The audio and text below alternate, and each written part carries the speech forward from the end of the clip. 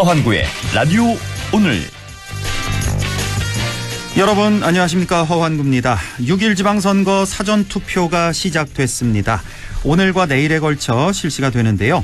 신분증만 소지하면 주거지 관계없이 전국 어느 사전투표소에서나 투표할 수 있습니다.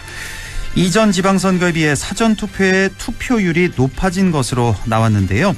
우리 지역 영양 의성 같은 경우는 벌써 20% 중반대를 나타내고 있습니다.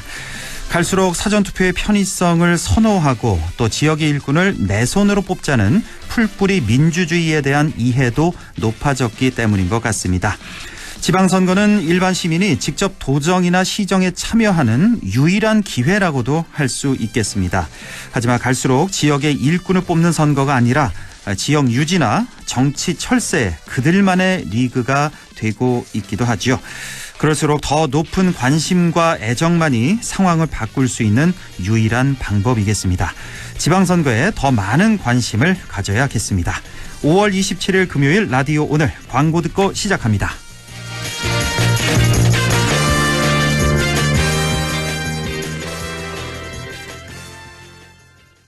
아이유입니다. 어쩌면 우리는 지구 위에서 우리란 말을 가장 많이 쓰는 사람들 아닐까요? 우리 남편, 우리 손주, 우리 회사. 소중한 우리를 위해 우리가 바꾼다. 우리 마음속 첫 번째 금융, 우리금융그룹. 6월 말이면 개별 소비세 인하 혜택도 끝나는데 요즘 신차 계약하면 얼마나 오래 걸려요? 방금 주문하신 쌍용자동차 나왔습니다. 완전 빠르네요. 5월 쌍용자동차 계약 시 대기업 시 바로 픽업. 선수율에 따라 최대 36개월 무이자도 가능하대요. 5월엔 쌍용자동차 전시장으로. 자, 던졌습니다. 돌직구인가요? 이건 처음 보는 철직구네요. 돌직구보다 빠른 주문과 배송 속도, 눈앞에서 확 떨어지는 가격까지.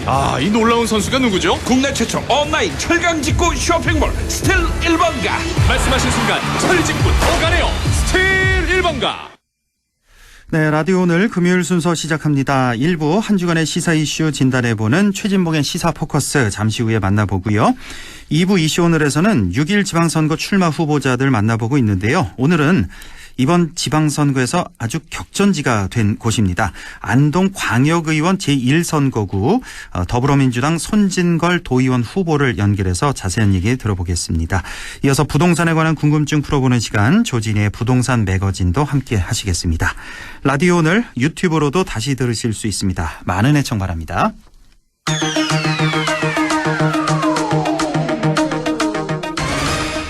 네, 최진봉의 시사 포커스 시작합니다. 오늘도 성공회대 최진봉 교수와 함께하죠. 교수님 안녕하십니까? 네, 안녕하십니까? 저는 오늘 오후에 하고 왔는데요. 교수님 네. 오늘 시간 있으셨어요? 투표? 네, 저도 투표하고 왔습니다. 하셨어요? 짬을 네. 내셨군요. 근데 이번에 투표율이 네. 생각보다 좀 높게 나오고 있네요. 보니까 네. 우리 지역의 영향이요. 조금 전 예. 5시 50분 기준으로 26%가 넘었어요. 그래요? 오늘 첫날인데. 많이 의성도 높- 24%, 예. 청송도 21%, 이 정도인데. 예. 자, 이번 지방선거 그 판세를 좀 전체적으로, 대략적으로 좀 알아보도록 하겠습니다.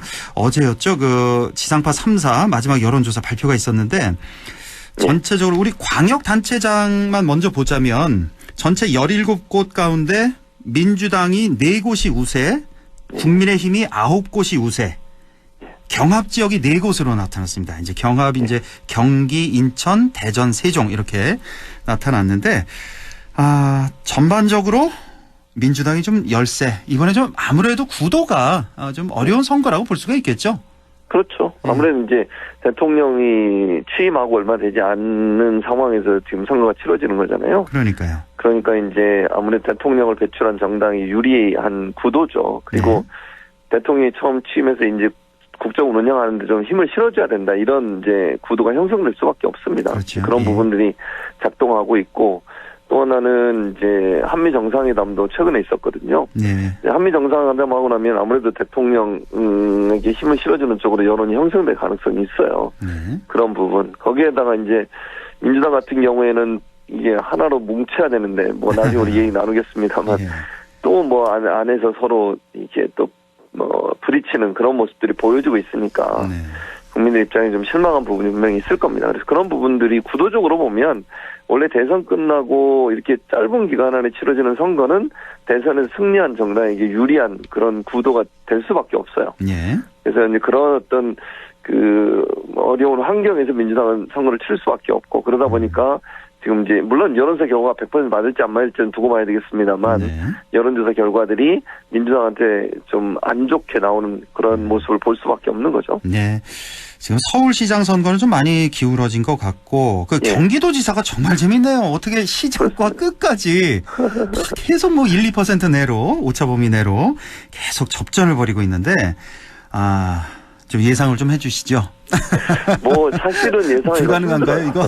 힘들고 예. 이게 거의 제가 볼 때는 초접전이 될 것 같습니다. 이것도 소수점짜리 소수점 차이 날 것 같아요. 네. 심지어 몇백 표 차로 승부가 갈릴 수도 있다. 예. 그러니까 저건 누구도 장담할 수 없는 선거 결과라고 보여지고요. 네. 지금은 어느 쪽 이긴다 진다 이렇게 얘기할 수 있는 상황이 아닌 것 같아요. 그리고 그렇죠. 경기도 같은 경우는 어쨌든 또 중요해진 게 이재명 상임고문이 이제 출마를 하면서 경기도가 만약에 지게 되면 이재명 후보한테 상당히 타격이 될 수 있거든요.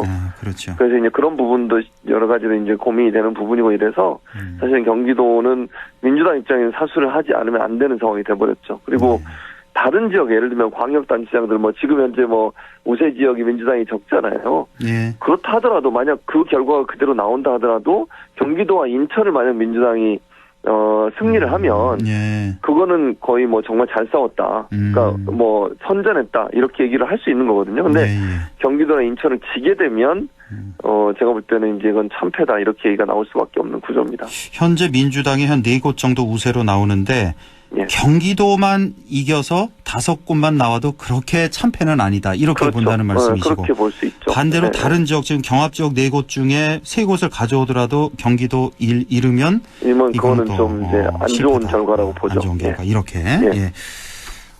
경합 지역이 경기도 말고 이제 인천, 대전, 세종 이렇게 나오고 있는데 예. 여기는 좀 어떻게 될까요? 여기도 좀 보셨나요? 봤습니다. 봤는데 대체적으로 보면 이제 물론 오차범위 내니까 누가 앞선다 뒤선다 이렇게 얘기할 수는 없어요. 그러나 이제 그 오차범위 내에서도 민주당 후보들이 약간 앞서는 모습을 보이고 있고 현직에 있는 분들이 이제 많잖아요. 거기는. 네. 그래서 그런 부분을 본다고 하면 저는 개인적으로는 민주당이 약간 유리한 상황인 건 맞는데 그렇다 하더라도 여론조사 결과가 다른 대선이나 이런 총선보다 지방선거가 여론조사 결과하고 실제 결과가 좀 차이 나는 경향이 더 크거든요. 예. 그래서 왜냐하면 지역이 너무 넓게 퍼져 있고 또 샘플로 모집하는 숫자가 좀 적기 때문에 응답률도 낮고 그래서 대표성을 띠기가 여론조사 결과가 그런 부분들이 좀 미흡한 부분이 있어서 여론조사 결과만 믿고 모든 걸 안심하고 있을 수 있는 상황은 절대로 아니에요. 그럼요. 예. 어떤 경우가 나올지 모르기 때문에 그래서 이 4곳의 경합 지역도 상당히 좀 박빙이 될 것 같고요. 다만 이제 그냥 추세로만 제가 말씀을 드리면 약간 민주당이 유리한 부분이 있긴 하지만 제가 또 다시 반복해서 말씀드립니다만 그건 그냥 여론조사 결과에 기반해서 말씀을 드리는 것이고 이제 실제적으로 어떤 경우가 나올지는 누구도 장담할 수 없는 상황이라고 볼 수 있을 것 같습니다. 예. 사실 이재명 후보가 이제 고심 끝에 출마할 때는 인천 계양을에 나올 때 여기는 당연히 큰 스코어 차이로 이길 것이고 이제 인천과 경기 이제 지원 유세를 가려고 했던 그런 계획이었는데 지금 여론조사 결과 보니까 이거 절대로 안심할 수 없는 상황. 인천 계양을에만 지금 전력 투구를 하고 있는 상황인데 여기도 지금 어떻게 될지 모르겠네요. 인천 계양을도. 거기도 그렇죠. 여론조사 결과만 보면.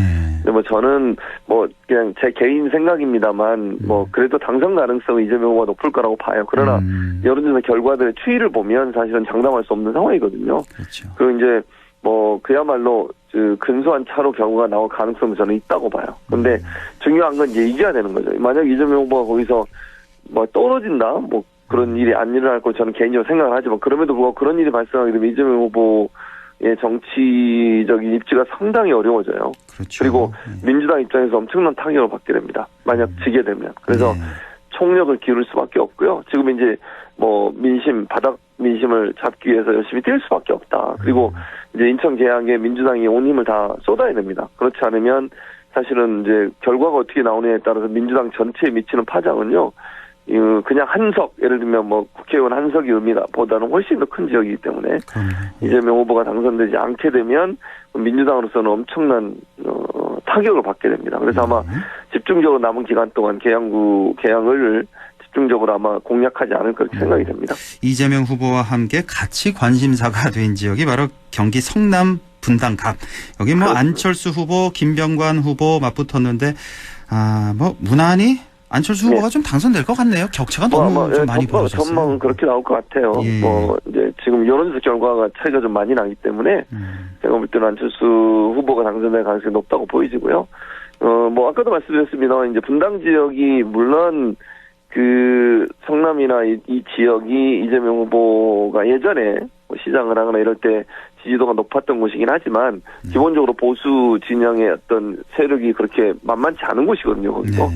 그리고 이제 안철수 후보가 대선 후보까지 하고 인수위원장까지 했기 때문에 그런 이제 인지도 이런 부분들이 작동을 했다고 볼 수 있을 것 같고 아까 말씀드린 것처럼 이제 그 정부 새 정부의 출범 이런 부분들이 영향을 줬다고 봐요. 그러니까 이재명 후보가 사실은 개항을 해서 이렇게 고전하는 것도 그런 프레임이 작동하기 때문이거든요. 그렇죠. 그런 부분들이 결국 이제 선거 전체에 영향을 미치는 것이 민주당 입장에서는 그래서 불리한 상황에 선거를 치를 수밖에 없는 그런 구조라고밖에 말씀을 못 드리겠습니다. 네, 어쨌든 여기 사실은 그 김병관 민주당 후보도 상당히 강력한 후보잖아요. 여기서 이제 한번 당선됐었고 지난 선거에서는 김은혜 후보한테 뭐 0.72%인가 그렇게 섰었던.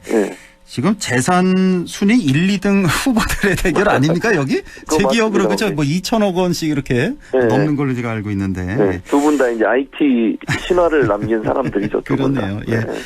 자, 그런데 이 지방선거를 앞두고 지난 화요일이었습니다. 민주당 박지현 공동 비상대책위원장이 기자회견을 열고 내로남불 정치, 팬덤 정치, 586 정치에 대해서 상당한 비판 그리고 또 대국민 사과를 했는데 이게 또 민주당 내부에서 아주 갈등의 씨앗이 됐고요.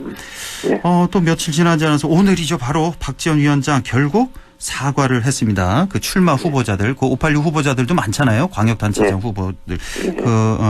후보들에게 사과하고 또 윤호중 공동대표에게도 또 사과를 하고 이랬는데 자, 이번 이 박지원 논란, 며칠간의 이 논란에 대해서 우리 최진봉 교수님이 좀 하실 말씀 많을 것 같아서요. 많습니다.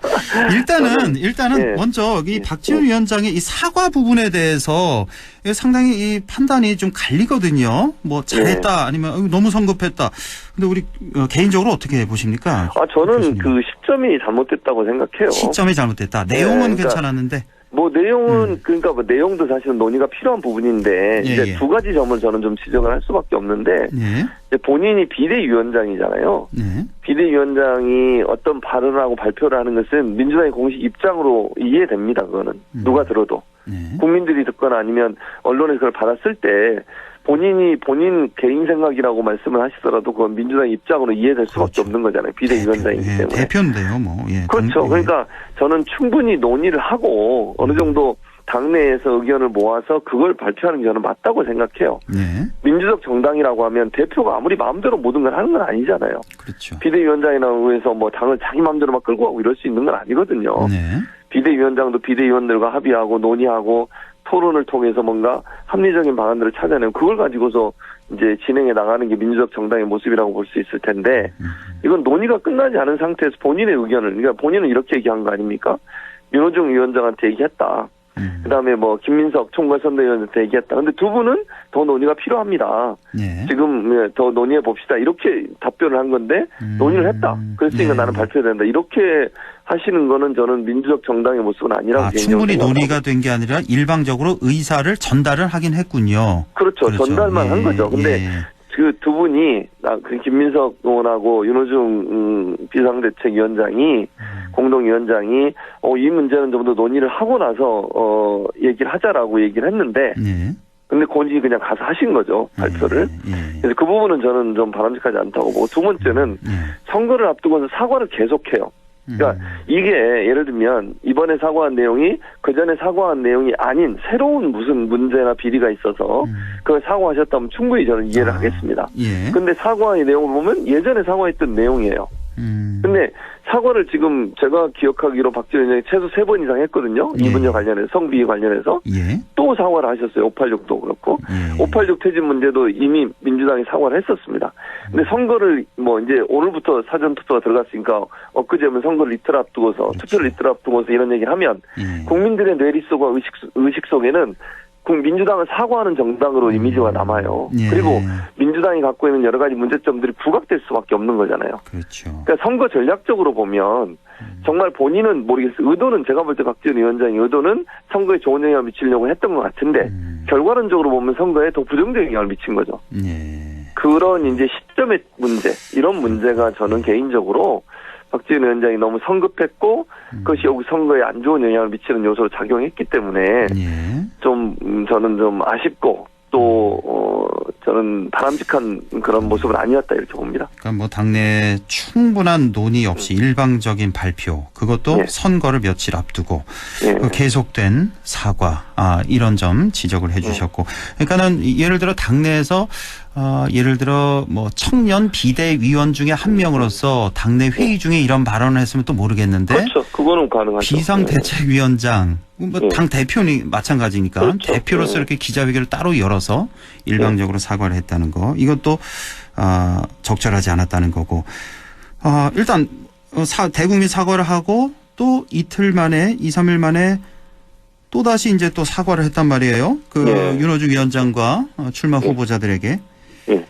이건 또 어떻게 보셨습니까? 오늘 한 사실 사과. 아마 당내에서 워낙 이제 반발이 심하고 예. 그 지적이 많았지 않습니까? 예. 그러니까 이제 그 박지원 위원장의 그런 태도, 제가 말씀드린 그런 이유 때문에 사실은 당내에서도 엄청나게 반발이 심해요. 그래서 그리고 이제 또 하나는 다른 것보다 이렇게 중앙당에서 이런 문제가 발생하면요, 현장에서 뛰는 후보들은 뭐 기초단체장이든 광역단체장이든 지방의원이든 뛰는 사람들은 정말 뭐 정말 이를 악물고 뛰고 있잖아요. 얼마나 힘이 빠지겠습니까? 그렇죠. 그 민주당이 이런 모습으로 내분 겪고 분란 일어나고 이러면 그 현장에 있는 사람들 얼마나 힘이 빠지겠어요. 근데 그런 부분들이 너무 정말 눈물까지 흘리면서 왜 그러냐고, 중앙당이 도와주지 못할 망정 왜 이런 모습을 보이느냐, 이런 불만의 목소리가 많았어요. 아마 그런 부분들이 박지원 위원장이 다시 이제 윤호중 비대위원장하고 또 출마하신 분들한테 사과를 하게 만든 요소가 아닌가 하는 생각이 들고요. 예. 본인의 이제 586 용태라고 하는 것이 진위가 왜곡됐다. 라고 얘기하면서 나이 뭐 예를 들면 50대 뭐 예전에 386 세대 이런 나이로 하는 게 아니고 오랜 정치를 했던 기득권 세력들에 대해서 얘기한 거다.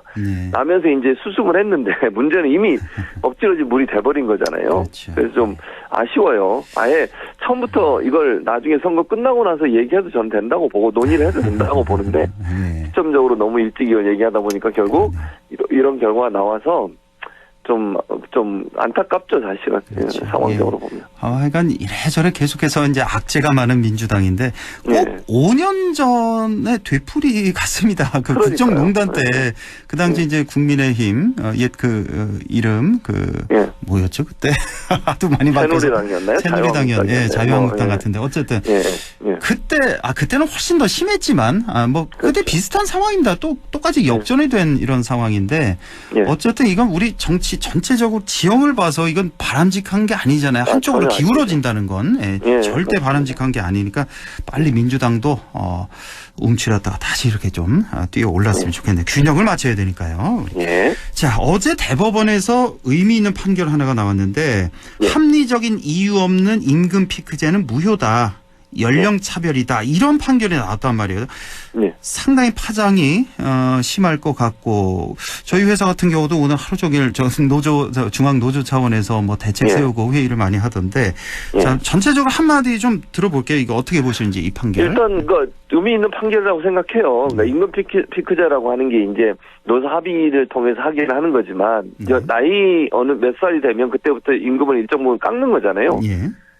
줄이는 거죠. 예. 근데 그거를 그렇게 하는 것 자체가 잘못됐다라고 지금 헌재에서 발표를 했기 때문에 판결이 나왔기 때문에 앞으로 임금 피크제라는 게 상당히 어려워질 수 있다. 근데 조건을 달긴 했어요. 뭐라고 조건을 달았냐면 임금 피크제를 하려면 그 임금이 깎이는 만큼 업무를 줄여주든지 다른 혜택을 줘야 된다는 거죠. 그렇죠. 그것이 없는 상태에서 임금 피크제를 하는 것은 그거는 문제가 있다라고 하는 게 지금 법원의 판결이에요. 예. 그러니까 예전에는 회사들이 뭐 노사 합의라고는 하지만 나이를 연령대를 딱 잘라서 몇 살 이상부터는 예컨대 임금 피크제에 들어간다, 몇 %씩 삭감을 한다. 이러면서 업무를 똑같이 하는 거, 이건 이제 불법이 되는 거죠 앞으로는. 그러네요. 그리고 예. 그런 일을 겪게 되면 이제 손해배상 청구를 하게 되고 지금 당장 가장 이제 논란이 되기보다는 지금 현재 소송이 많이 걸려 있는 게 KT예요 지금.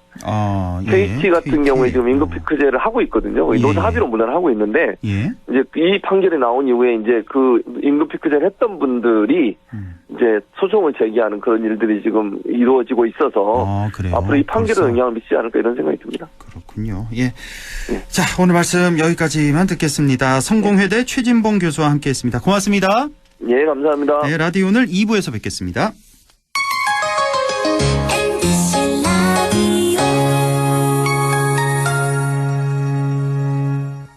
가구 살 땐 꼭 한번 가보자.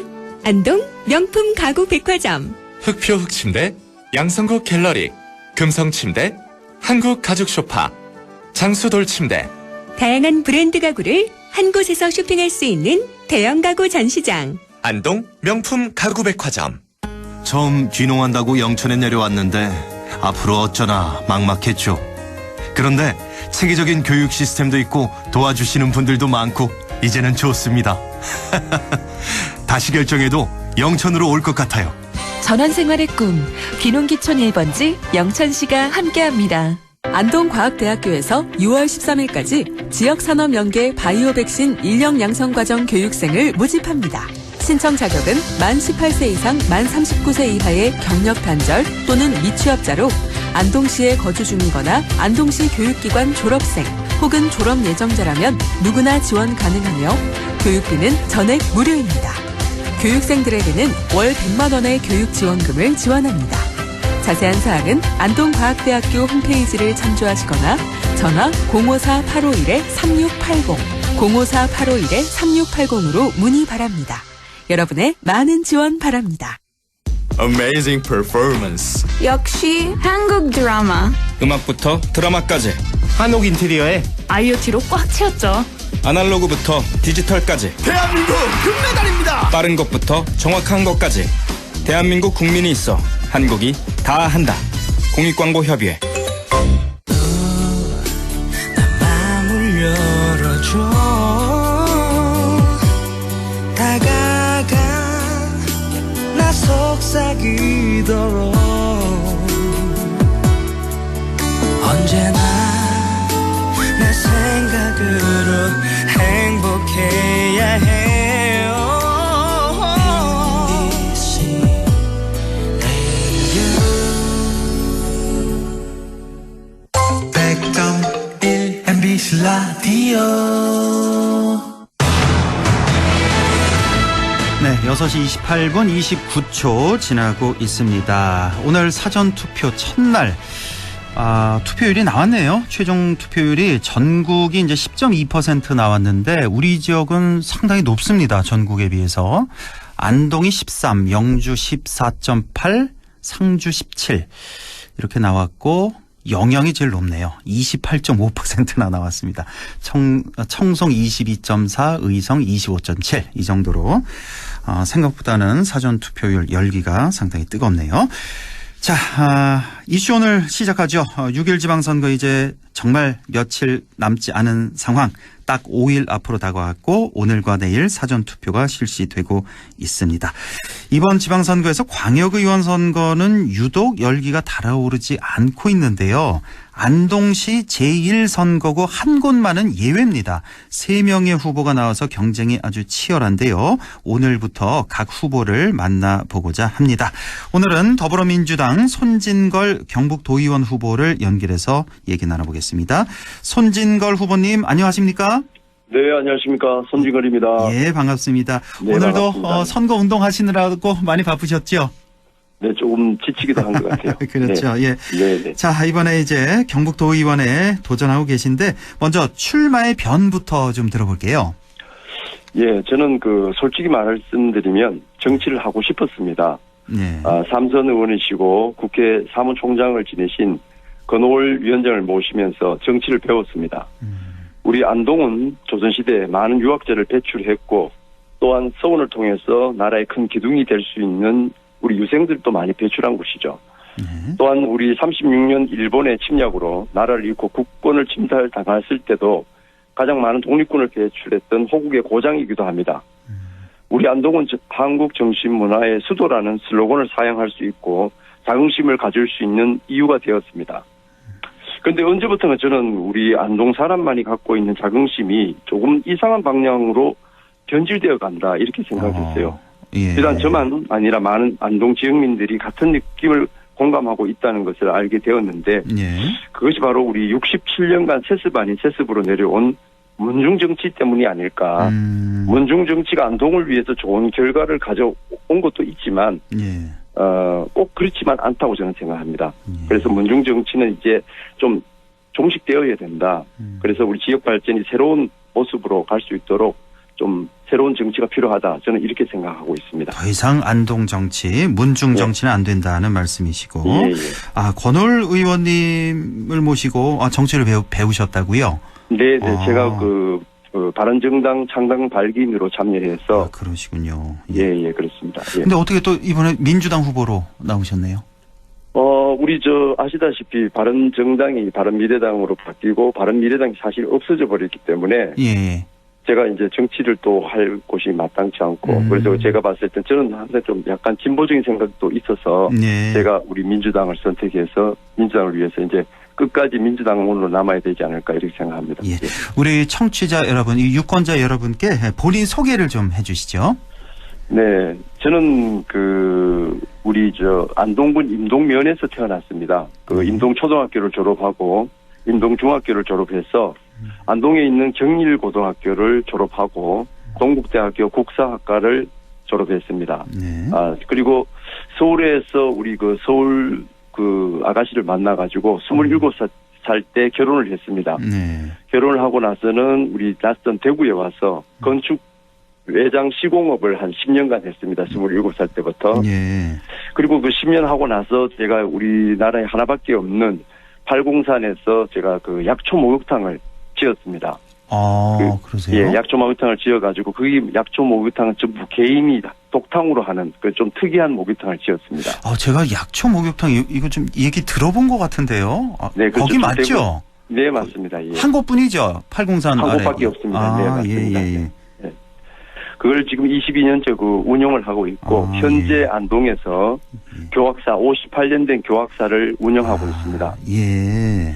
그런데 우리 교학사를 또 제가 맡게 된 것도 우리 창업자께서 이제 5년간 치매를 앓으시고 돌아가셔서 우리 안동 문화의 자존심 교학사를 어떻게 하면 지킬 수 있을까 고민하다가 우리 안동 시민들에게 받은 사랑을 돌려드려야 되겠다는 일념으로 교학사를 맡아서 많은 어려움이 있었습니다만은 제가 2017년 우리 전국 서점의 날 제1회 때 그 어려움을 물리치고 해결하고 서점을 지켰다는 공로로 제가 문체부 장관상을 1회 때 제가 수상하게 되었습니다. 제가 아주 자랑스럽게 생각하고 있습니다. 예. 자, 다른 후보와 차별화된 나만의 장점이 있다면요? 저는 우리 경상북도의 의원 안동 제1선거구 후보로 나온 다른 2명의 후보들은 원래 같은 당 국민의힘 소속인 사람들입니다. 그 두 분들도 공천 과정에 문제가 있어서 한 명의 후보는 소속당을 탈퇴하고 무소속으로 출마한 것으로 알고 있고 한 분은 정치가 전혀 경험이 없는 분이 문중 정치의 혜택으로 공천받은 것이 아닌가 하는 생각을 하고 있습니다. 안동시는 경상북도 소속의 지자체이죠. 그래서 앞으로 경상북도 전체 예산 신청은 정부에서 주관하게 되고 국회 예결 심사를 거쳐야 하는 점이 있는데 이럴 때 안동 정치 이럴 때 제가 국회의원 수를 한번 보면은 국민의힘이 109석, 민주당이 167석, 예. 그다음에 이제 정의당이 6석, 기타 정당이 18석으로 되어 있는데요. 네. 제가 우리 그 경북에는 국회의원이 한 분도 안 계십니다. 아시다시피. 네. 이럴 때 그 도의회 의원이 최소한 민주당 한 분 정도, 한두 명 정도는 있어야 되지 않을까 이런 생각을 하고 있습니다. 예. 네. 알겠습니다. 자, 조금 전에 이제 오래된 문중 정치의 틀을 깨겠다라고 말씀을 해 주셨는데 네. 이게 어떤 말씀인지 혹시 조금 더 자세히 들려주실 수 있을까요? 저희들이 이 문중 정치라는 말을 사용할 때 과연 우리 안동 정치에서 문중 정치가 어떻게 이루어졌을까 이렇게 저희들 나름 조사를 해봤습니다. 예. 해보니까 저희들이 그 대한민국이 독립이 되고 한 77년이 흘렸는데 67년간을 우리 특정 문중에서 그 국회의원을 하셨더라고요. 아, 67년간을 안동에서 77년 중에 67년을. 네네네. 그래서 그 너무 긴 시간 동안 특정 문중이 안동을 지배하고 있다. 그래서 그 좋은 점도 물론 있고 또 훌륭한 분들도 많았지만 안동 정치를 조금 바꾸기 위해서는 새로운 인재 등용 그리고 어떤 성씨에 관계없이 다양한 성씨들이 다양한 사람들이 모여서 좀 협치의 정치를 할 수 있지 않을까. 이런 문중 정치의 태단을 조금 고치는 게 맞지 않을까 그런 생각을 하고 있습니다. 예. 자, 안동시 제1선거구 더불어민주당 손진걸 경북도 의원 후보를 만나고 있습니다. 자, 공약을 통해서요. 경북개발공사의 그 공공개발 수익금을 안동시 재투자를 위해서 쓰겠다 이렇게 강조하고 계시다고 들었는데요. 이거 뭐 어떤 방식으로 하시겠다는 겁니까? 일단은 이게 저희들이 이 부분을 좀 조사를 해보니까 경북개발공사 도청 이전 신도시 건설 1단계 사업에서 288억 2,828만 원 비용으로 토지를 매입하게 됩니다. 그리고 토지 매입한 것을 1,548억 6,414만 원으로 분양 수익을 올렸어요. 수익률이 한 5.8배입니다.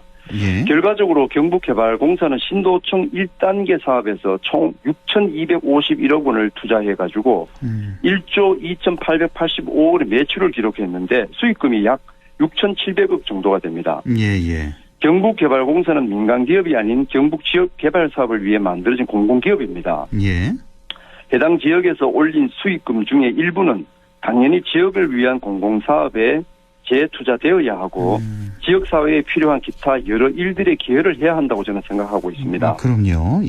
이런 일들이 바로 민간기업과 공기업의 차이인 것인데 지역사회 발전을 위해 함께 나아가는 공동체 속에서 상생의 역할이 이루어져야 한다고 생각하고 저는 반드시 경북개발공사는 이 공공의 수익금을 우리 안동시를 위해서 반드시 재투자시켜야 되고 실질적으로 우리 문화관광단지가 조성된 지 20년이 지났지만 지금도 아직 방치되고 있지 않습니까? 그렇습니다. 그런 곳에라도 투자를 해서 우리 지역의 원도심이 공동화되고 있는데 정말 우리 안동을 위해서 조금 정말 투자를 해야 된다고 저는 생각하고 있습니다. 그렇군요. 이 도청신도시 1단계 공사만으로도 한 1,500억 넘는 분양 수익이 있었고 토지 분양 수익이 있었고 전체 6,700억 정도의 뭐 개발 수익이라고 해야 될까요? 그렇죠. 어마어마한 수익이 있었군요. 그렇죠. 이거를 안동시를 위해서 재투자를 해야 된다. 이런 말씀이시고.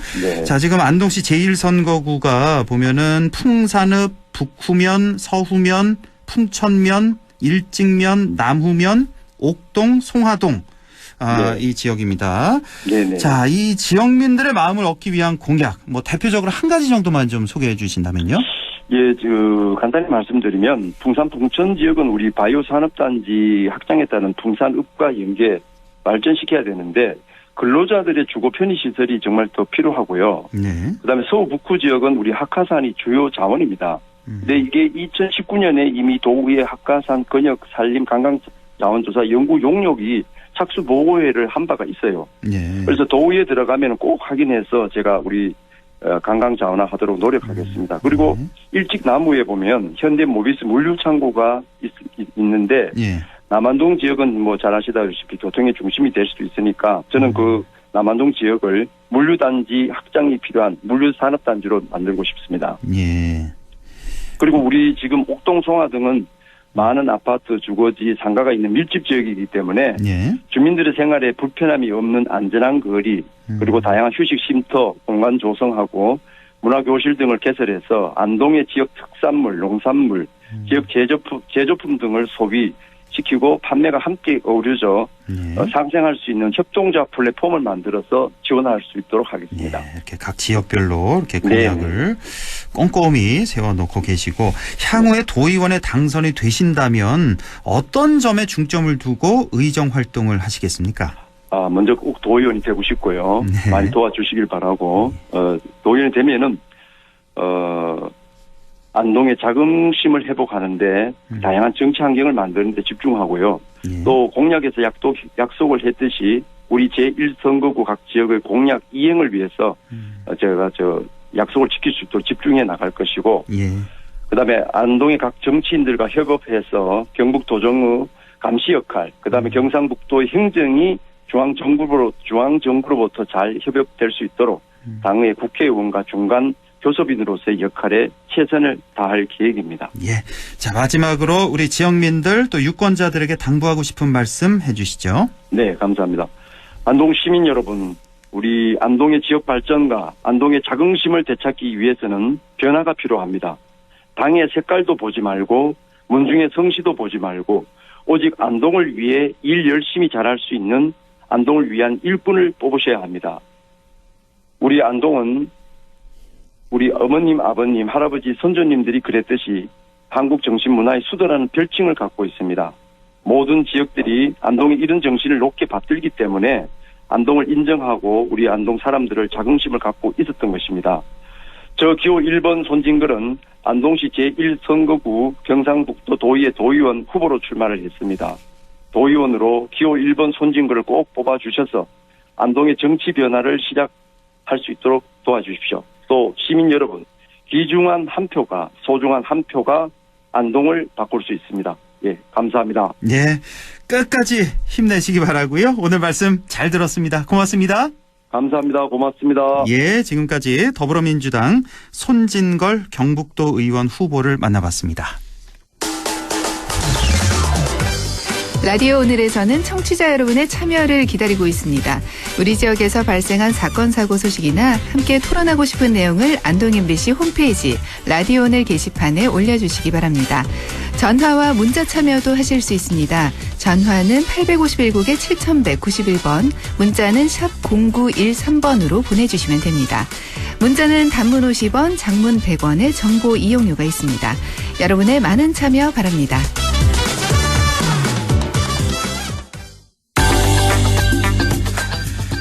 조진의 부동산 매거진 시작합니다. 바로 어제였죠. 금융통화위원회에서 기준금리를 1.5에서 1.75%로 0.25%포인트 올렸습니다. 또 연말까지 한 2번에서 3번 정도 더 올라갈 수 있다고 추가 인상 계획까지 밝혔는데요. 금리 인상과 부동산 시장 상당히 민감한 관계죠. HS 인베스트먼트 조진희 대표와 함께 자세히 알아보겠습니다. 조 대표님 안녕하십니까? 네, 안녕하십니까. 사실 어제 경제 시간에도 잠깐 이거 분석을 해봤는데 오늘은 이제 부동산에 좀 더 집중해서 얘기를 나눠보겠습니다. 물가 상승 전망도 무려 4.5% 대폭 상향했습니다. 그래서 이제 금리를 불가피하게 올렸고 앞으로도 몇 번 더 올릴 계획이라고 하는데 이렇게 금리가 올라가다 보니까 뭐 자영업자뿐만 아니라 또 무리하게 주택담보대출을 받은 세대들 걱정이 커질 수밖에 없는데 지금 부동산 시장에서 반응은 어떻습니까?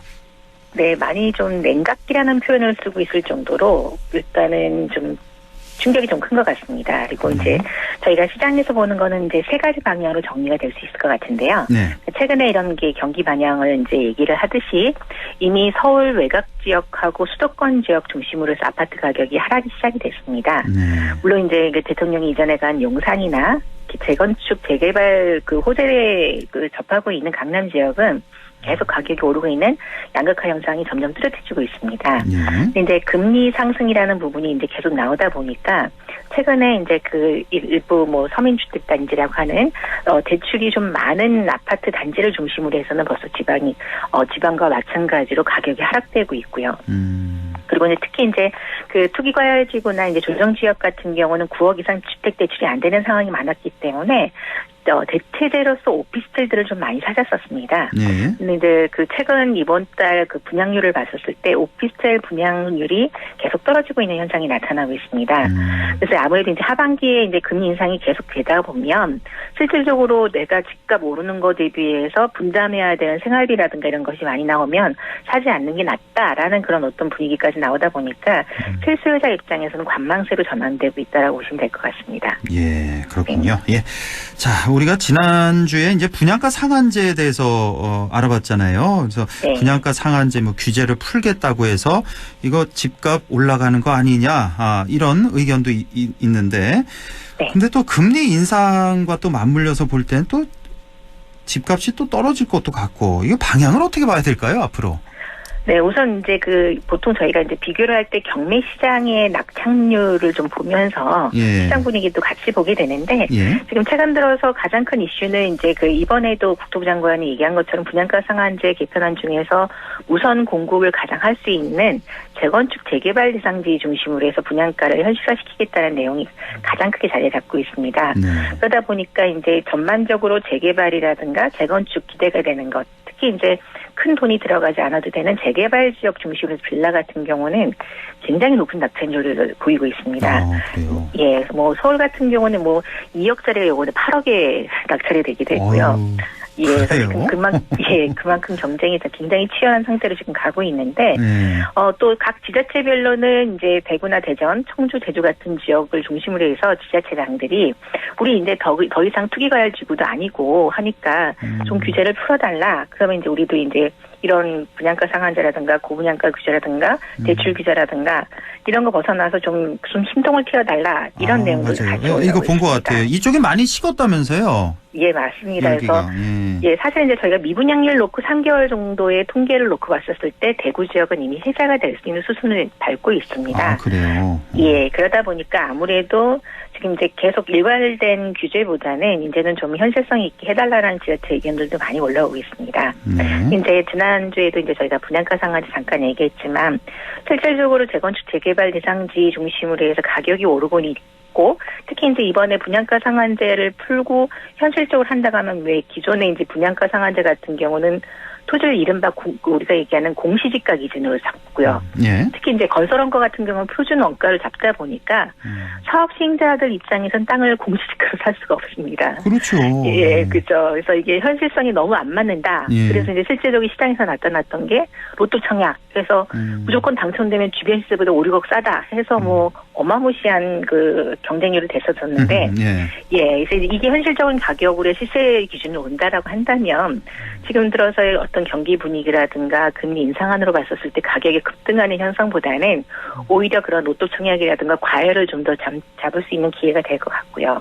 그리고 실질적으로 말씀하신 것처럼 이 금리 인상안이 계속 지속된다라고 본다면 시장에서 그렇게 많이 급등하는 시세로 가기는 좀 어렵지 않겠느냐 같이 한번 보고 있습니다. 네, 뭐 전체적으로는 뭐 안정화될 것 같은데 아까 그 양극화 말씀해 주셨잖아요. 뭐 일부 지역, 강남 뭐 그쪽하고 또 재건축 재개발 지역 이쪽은 또 상당히 집값이 뛰고 있는 그런 상황이라는 말씀이시고 자, 그나저나 이제 왜 그 B2 영끌 이런 단어 많이 생겨났잖아요. 작년 재작년 이렇게 영끌했던 2030들이 더 이상 금리 인상으로 그걸 감당을 하지 못하고 매물을 내놓고 있는 상황도 나타나고 있다는 뉴스를 우리가 보게 되는데 그렇게 되면 이제 전반적으로 좀 가격 하락이 좀 지속되지 않을까요? 네, 뭐 거품이 들어갔던 거는 당연히 빠져야 된다고 보고 있습니다. 근데 이제 걱정되는 것들은 이제 신용 문제나 가계주택 그 생활비나 이런 민감한 부분과 같이 연결되다 보니까 사실은 우려되는 부분들이 큽니다. 그리고 특히 이제 여의도에서는 이제 노도강이 뛰면은 뭐 망한다 이런 식의 어떤 항상 이제 노도강이 뭐냐면 이제 무슨 말씀이세요 이게? 노원구, 도봉구, 강북구의 집값이 뛰면 이제 하락장으로 간다. 저희가 보통 주식장을 얘기를 할 때 뭐 개미들은 따라 쫓아가지만 기관들은 파는 것처럼 노도강의 집값이 오르게 되면 집을 팔아라라는 그런 어떤 루머 비슷한 것들이 여의도에는 그런 말이 있어요? 예, 오랫동안 노도강이 그 꼭지군요, 그러니까. 예, 그렇습니다. 예, 그래서 이제 서울의 대표적인 외곽 지역이 중심으로 해서 가격까지 오를 때는 이미 가격 한계선에 왔다. 이런 식의 어떤 표현을 은어적으로 표현했던 것들이 지금 이제 저희가 말씀드리고 있는 그런 내용들입니다. 최근 들어서 방송국이 많이 밀집되어 있는 상암 맞은편의 은평구가 보통 이제 뉴타운 지역으로 아파트 가격이 굉장히 많이 올라가 있었던 지역들인데 그 지역도 평균 한 2억에서 3억 정도 그리고 저희가 가장 많이 우려했던 8월 전세 달안을 앞두고 지금 전세 가격도 매물이 좀 많이 나오다 보니까 가격이 전반적으로 하락 안정세를 가지고 가는 그런 분위기를 보이고 있습니다. 전반적으로 하락 안정세. 그 뭐 금리 인상이 가장 큰 영향을 미쳤을 것 같고. 그리고 요즘 또 물가가 엄청나게 뛰고 있잖아요. 이 물가도 이 집값에 영향을 좀 많이 줄 것 같은데요. 어떻게 보세요? 아무래도 다들 심리적으로 소비보다는 그 보유를 하고 가시려고 하는 성향들이 굉장히 큽니다. 뭐 지난달 대비해서 유가를 국가에서 이제 세금을 좀 완화시켜서 조정을 했는데도 불구하고 뭐 5%포인트 정도 주유량이 줄었다라고 얘기들 하고 있고요. 특히 이제 곡물 가격이 전 세계적으로 이제 식량을 가지고 수출을 못하게 하는 그런 규제들이 늘어나다 보니까 하반기에는 굉장히 위험해질 거라는 그런 어떤 심리적인 작용도 있는 것 같습니다. 이제 서울의 대형 마트 중심으로 이제 식용유 사재기까지 나오다 보니까 이런 어떤 전반적인 분위기가 아무래도 돈을 쓰고 아니면 지금은 투자를 하고 집을 사기보다는 전반적으로 경제가 좀 안정될 때까지 좀 기다리자. 월급은 안 오르는데 집값 올랐다. 그동안 해서 그래서 대부분 연끌까지 하셨는데 최근 들어서는 그것조차도 두려운 상황들이 팬데믹 이후에 경제가 제대로 돌아갈 것인가에 대한 우려까지도 부동산 시장에 영향을 주고 있다고 보시면 될 것 같습니다. 그렇군요. 예. 네. 자, 이번에 이제 대출 규제 좀 여쭤볼까요? 지금 뭐 규제 지역 같은 경우 투기 과열지구, 투기 지역이 있잖아요. 그다음에 이제 그 밑에 단계 이제 조정 대상 지역이 있는데 투기 지역 같은 경우는 이제 LTV가 이제 40% 그러니까 10억짜리라면은 4억까지 대출되고 조정 대상 지역은 이제 10억짜리면 이제 5억까지 이렇게 되고 자, 이거는 뭐 변화가 없습니까? 네, 이번에도 역시 이 그 규제 지역에 대한 해제가 이루어지지 않는 이상은 이 기준은 그대로 유지되는 걸로 나오고 있습니다. 그러니까 뭐 여기 가까운 대구 같은 경우 대구 그 수성구 그쪽이 조정 대상 지역이잖아요. 예, 맞습니다. 여기는 지금 50%로 묶여 있는 거네요, 그러니까. 네, 그렇습니다. 그래서 지금 말씀드렸던 것처럼 지자체에서 대부분의 현금을 들고 집에 사서 들어가시는 분들보다는 대부분 대출을 갖고 있는데 이 한도가 줄어들므로 해서 신규 주택을 이주를 못하는 상황도 발생이 됐고 그다음에 지금 이제 최근 들어서 입주 물량이 대구도 많이 늘어났습니다. 근데 대부분 이제 동시 공급이 되는 양들이 많다 보니까 사실은 잔금을 전세라든가 대체 수요를 해서라도 좀 유지를 하려고 하는 분들이 전세 대출이 안 되니까 또 전세 시장도 많이 얼어붙어 있다 보니까 상대적으로 집값이 떨어질 수 있는 상황들이 계속 지속이 되고 있는 거죠. 그러다 보니까 이 규제 이번에 뭐 DSR에서 생애 최초 80%까지 해준다라는 것들은 큰 의미가 없이 오히려 이런 LTV 규제라든가 금액 규제라든가 지역 규제라든가 이게 풀리지 않은 이상은 경기가 좀 완화가 되기 좀 힘들지 않을까 그렇게 보여집니다. 자, 이제 뭐 정리하는 차원에서 지금 뭐 전체적으로 금리 점점 오르고 유동 자금은 얼어붙고 물가도 오르고 이렇게 되니까 결국은 현금 많이 들고 있는 분들 이런 분들에게는 상당히 유리한 조건이 되고 있다고 볼 수가 있겠네요. 예, 사실 이제 중도금 대출이 안 되는 9억이 초과가 되는 아파트 같은 경우는 이미 이제 현금 부자들이 쌍끌이했다 이런 내용들이 이미 진행이 됐었고 최근 들어서 이제 청년층들을 DSR 규제를 풀면서 그러니까 청약을 많이 당첨되게 하기 위해서 추첨 비율을 높이겠다고 정부가 발표하다 보니까 상대적으로 가격이 올라 있는 역시 현금 보유 그다음에 대출을 안 받아도 되는 세력들은 오히려 이제 이번에 기회가 왔다라고 생각할 수밖에 없는 상황이 됐죠. 안타깝네요. 규제 일관도로 가기보다는 좀 형평성 있게 좀 풀어주시고 이렇게 했었으면 좋았는데 결과론적으로는 너무 이제 하나의 문제가 나오면 또 바로 그걸 규제를 해서 계속 묶어있는 시간이 너무 오래되다 보니까 이런 결과들이 나왔으니까 이번에 좀 경기가 좀 나아지기를 좀 바라고 전 세계적으로 좀 평화가 좀 오길 바라고 그런 다음에 이제 시장도 좀 안정화돼서 각 가게들이 좀 부담을 덜었으면 좋겠습니다. 네, 우리 조진희 대표님 같은 분들이 이제 국토부에 이제 들어가셔야 되는데 뭐 요즘에 안 불렀나요 최근에? 아니, 저희 이제 신경 교수님이랑 저희 이제 그 네. 대학원 동기들이 이제, 뭐 요번에 많이 가서 예. 같이 이제 주말이나 이럴 때 의견들을 좀 내고 서로 정보 교환을 하고 있습니다. 예, 심규원 교수가 그 왜 인수위에 있었잖아요. 예. 이번에 뭐 대통령실로 갔나요, 혹시? 대통령실은 안 가고 교수님 자리로는 있는데. 아, 그래요? 예. 같은 이제 박사과정에 있는 분들이 이제 거기 대부분 많이 가셨죠. 알겠습니다. 오늘 말씀 여기까지만 하겠습니다. 에이치스 인베스트먼트 조진희 대표와 함께했습니다. 고맙습니다. 예, 감사합니다.